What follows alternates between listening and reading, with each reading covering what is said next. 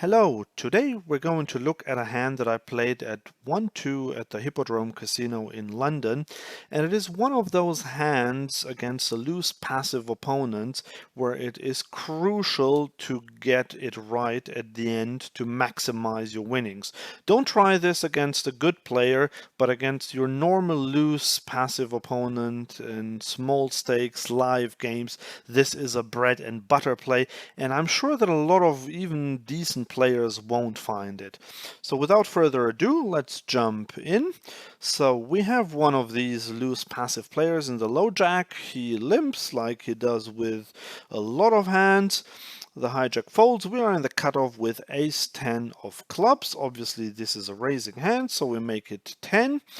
We do get called by the big blind, who is an unknown, and also the limper calls. So three ways to the flop, and we get this 10-4 deuce flop. So top pair, top kicker on monotone board. On monotone boards, I usually played quite passively, especially against two opponents. However, here we are in a live setting against one player who I know is loose passive, the other one I don't know much about. So I decided to make a small continuation bet, definitely not a big one on this texture and because it's multi-way, but I think third pot bet is fine here. If I get raised by any of the players, it's probably a fold in this environment, but in this case they both call. So we go to a turn of 9 of spades. They both check to me again, and now it would be way too thin to bet again. So I just decide to check behind, and now we get the jack of diamonds, and now this is where the hand gets really interesting. So the big blind checks again. The loose passive player checks again as well. So what are they telling us here? They're basically telling us that with a probability of way over 90%, they don't have a flush. They would have raised it either on the flop, or they would have donked on the turn with it, or at least they would have bet the river. They're most likely not tricky enough to check 3 times here and to hope that I would bet here on the river if they had a flush. So we can basically discount that. If one of them had a jack, I do think that they would have bet the river as well. Now, this is not 100% certain. They might be afraid of someone having the flush, so they might still just check call a jack here. Same goes for two pair, although I'm quite inclined to say that I think they would have bet the river small, which means that the best hand that they could have at this point is basically a 10, and a 10 is obviously worse than my 10 with the ace as a kicker.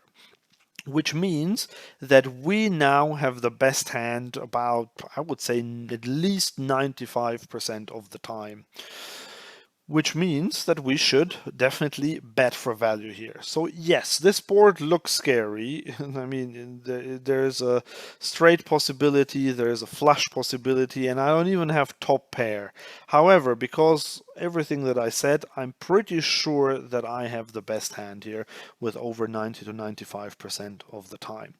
So I decided to bet here 25. I didn't want to make it too big, because if I make it like 2/3 or something like that, then I isolate myself against only the hands that beat me.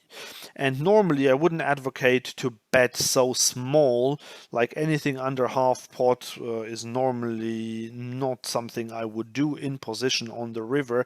However, in these loose passive live games, it's a different story. I sometimes might just bet even 10% of the pot here if I think that I will never get re-raised, and I basically ruled out to ever being re-raised here by either of the two players with a bluff. And if they slow played the nut flush, for example, then they might, or then they will check raise me here, but I think I'm okay with that.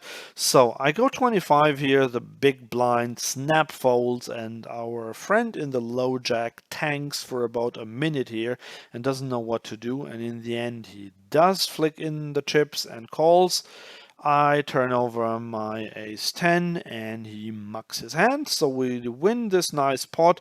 And yeah, I got 25 extra pounds here, which I would not have gotten obviously if I hadn't bet the river.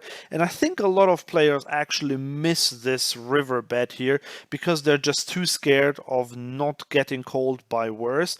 However, we can get called by king 10, queen 10, 10-8 suited, pocket eights, pocket sevens, pocket sixes, pocket fives, even like pocket threes.